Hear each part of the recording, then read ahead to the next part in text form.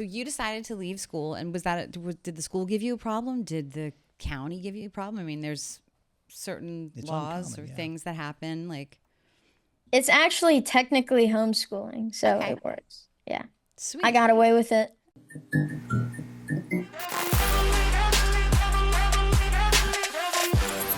So welcome everybody. So we've all heard that kids should be seen and not heard, but I think that definitely depends on the kid, because today's guest, Micah Siegel, he's a bit of a wonder kid. So you see, like, after being unhappy with the education he was getting, he actually got permission to drop out of school after 7th grade and start his own school. You heard that right. Focused on mentorship, focused on meaningful project work. Then when he learned about the plight of endangered species all across the planet, he traveled the world, connecting with scientists, connecting with experts to help them speak out on the issue. And now he's focused on big issues that affect all of us. And wait till you hear what this boy has to say. I say boy because he's only 13 years old. So maybe this is the one kid that needs to be heard. And maybe we all need to listen to what Micah has to say. Micah, welcome to the show, buddy. Thank you for joining us. It's great to be here. Thank you so much. Hello, Micah. So can you tell us a little bit about your whole decision to leave school and why you did that? Well, it's sort of obvious. I mean, what's one thing you remember that's actually helpful to you in your day-to-day life from your middle school or elementary school? I learned how to read. To your point, I agree True. with you, right? It's there's a lot of, call it wasted time, right? I mean, most of the kids, I don't know about your classes, but most of the kids in my modern day classes, the kids were just drooling at the clock, like waiting for recess Wow, and that is true. getting to go home. Do you remember like the minute you made that decision? Like how, like was it something that took a while, or were you sitting there and you're like, you know what, I'm out of here? The final decision was when I sort of realized that I can do something with my life. Sort of when I learned about endangered species and conservation, and I don't know, 2 million pangolins being illegally trafficked and killed every single year. I didn't want to just sit in a classroom table all day, and I wanted to actually do something about it. So how did that conversation go? You just walked up to your parents and said, "Hey, I have an idea. I'd like to leave school." Actually, my dad sort of walked up to me. So Okay. me and my dad send each other videos that we think are really cool or interesting all the time. And once he sent me one about this tradition in Yemen where when every boy becomes the age of manhoodness or something, they have to get this special dagger that shows that they're a man, they're powerful, they're religious, they're strong, and they're ready for the world.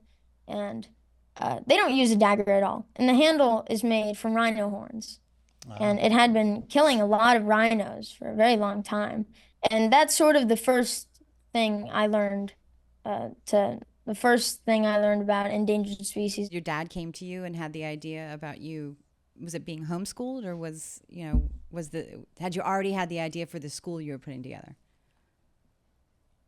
Well, the school I'm putting together is a way for me to get to my passion and my interest, conservation, because I wasn't going to do any of that if I was sitting 6 hours a day in a classroom. So, the conservation and the animal stuff came first, and that made me go on to make Rogue Scholars to give me the opportunity to do that. I was working like 3 or 4 hours a day just on conservation stuff. You kind of became like obsessed with it, huh? Like you were like, Yeah. I have to save the animals. I love that. Looking at regular school, what do you think the main challenge is? Just the time that the kids spend in school, or is it the teachers, or is it the curriculum, or is it all of it?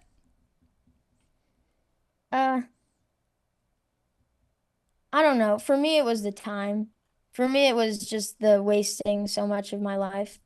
It was also really boring. It wasn't like a good waste of time, you know. Was it boring because you're super A smart, good like, waste of time. and you were like, you knew everything before you had to really learn it, or was it boring? Well, I'm not good at math. No, Oh, I really? really hate math, and I hate a lot of things they teach at school, but those things are all sort of irrelevant to me and to most people. What makes for a good teacher in your eyes? The teacher that doesn't push you into a subject, the teacher that lures you in, that presents the case, presents the subject and how it's useful in everyday life, and how exciting and interesting it is, and then lets you decide if you want to engage in it. That kind of teacher that lets you ask questions, That seems not so fun make to you me. follow rules. Look, I love that. I know. As a That's teacher, really I good. could tell you, you probably echo what every one of my students would say. So you decided to leave school, and did the school give you a problem? Did the county give you a problem? I mean, there's certain It's laws uncommon, or yeah. things that happen, like It's actually technically homeschooling, so Okay. it works. Yeah. sweet. I got away with it. So the school you're starting or you're working through or with, right? Yours is called Rogue Scholar Academy, right? Yeah. And you say there, what I'll just ask you, what is a rogue scholar? What makes that up? A rogue scholar is a person who, similar to me, has a real passion, a kid who has a real passion and a real interest in something. It can be, I don't know, real estate or stock markets, or it doesn't have to be conservation. It can be literally anything they really love and they really want to revolutionize this industry that they find so interesting.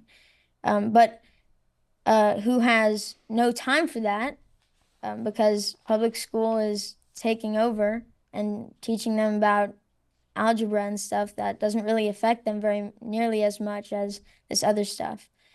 Um, so, Rogue Scholar Academy is just supposed to give access to kids to follow their dreams. So what does a day look like for you right now? Good question. So I'm still doing a bunch of regular school stuff. It's not just whatever you're interested in, but most of it is whatever I'm interested in. So it gives me time for my podcast and editing work. But in the morning, I wake up at like 8 a.m. And the first thing I do, because school starts at 10 for me, first thing I do is literally I just watch interesting videos about biology of orcas or economics and Milton Friedman, or because I'm genuinely interested in those kinds of subjects. In my free time, I want to watch videos and understand those things. Sometimes I read papers.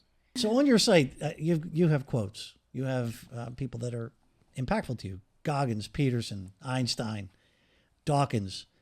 Who are your heroes? Are they your heroes? Who are your heroes? Who are your mentors? Who gets you jazzed?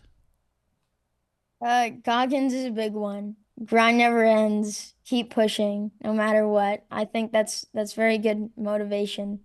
To not just sit around and waste your life and actually get things done and change the world. Is that somebody But you'd like to meet?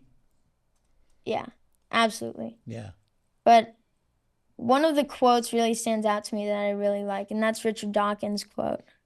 I forget the words exactly, but it's about indoctrination. And instead of teaching your kids and telling your kids what to believe and what's right and what's wrong, um, give them your case and your argument for what you believe, and help them figure out a case that proves you wrong. Ooh. Oh, I love that. So now you're very into economics, endangered species, and do you think that's going to be your life's work? Do you see a lot of times people change their mind, multiple times? What do you see yourself doing in like 10 years?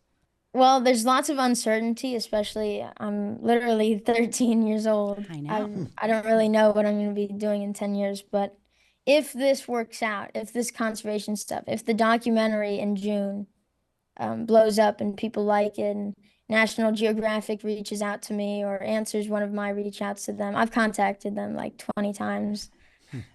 But if something really goes forward, then definitely. That's what I'm doing for the rest of my life. But if not, I'll try something else. You think on a much broader level than most 23, 33, 43-year-olds. Wow.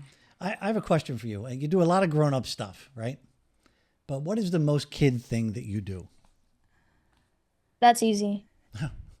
Video games. I was going to guess that. Yes. I was going to guess What's your favorite? Skyrim. That's what I'm playing right now. Skyrim. Skyrim. Are you playing I right now love it. while we're talking? I Wouldn't put it past wish. you. What do you think's hard that maybe your parents just don't get because they're not young now?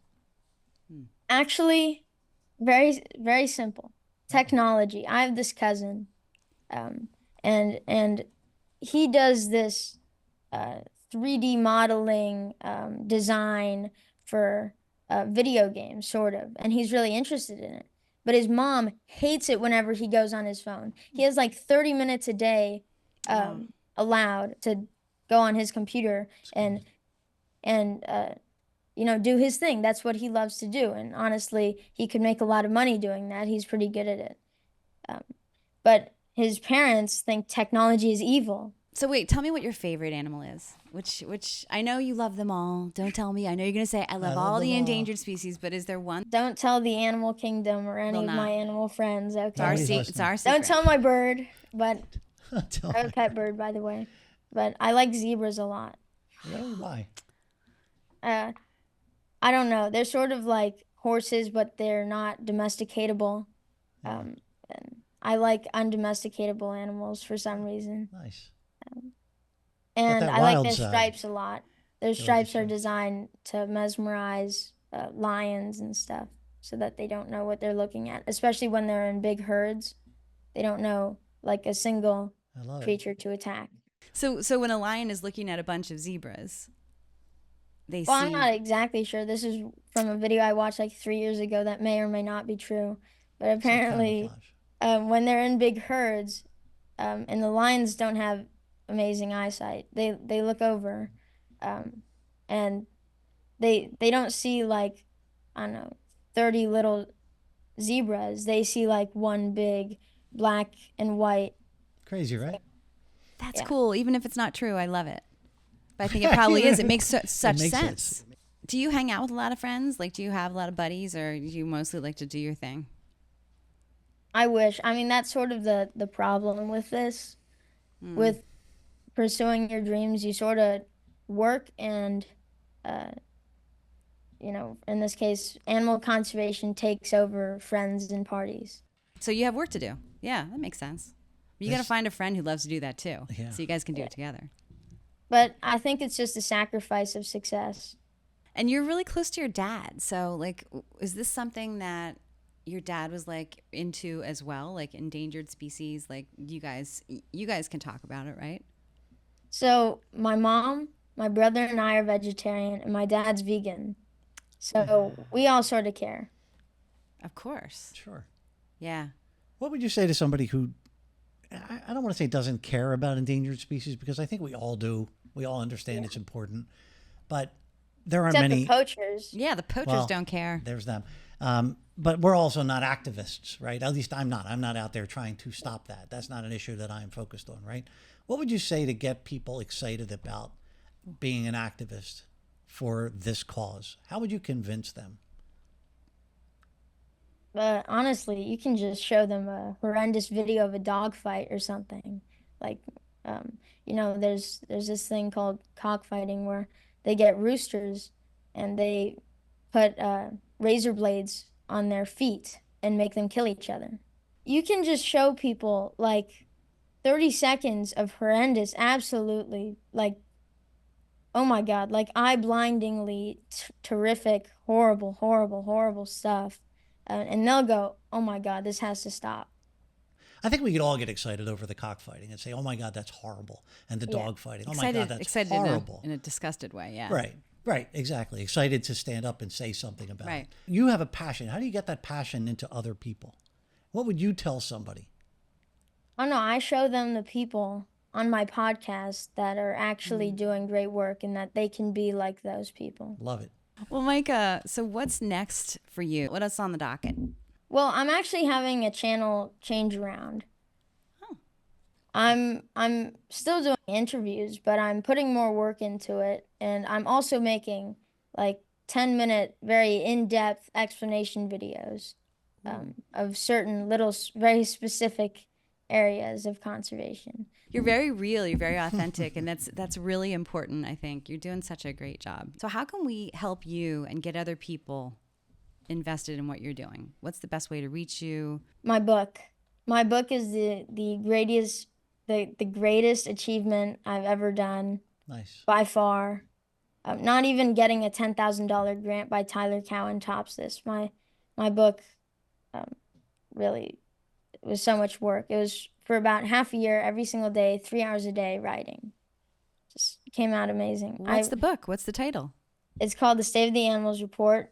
I've been ordering some copies, giving it to friends. It's sort of like a rundown, everything you need to know about endangered species conservation for like the top 10 most important species. So we've got rhinos, we've got elephants, penguins, orangutans, sharks, polar bears, a bunch of other stuff. Congrats on the book. That's Gosh, awesome. That's a lot of work. Congratulations.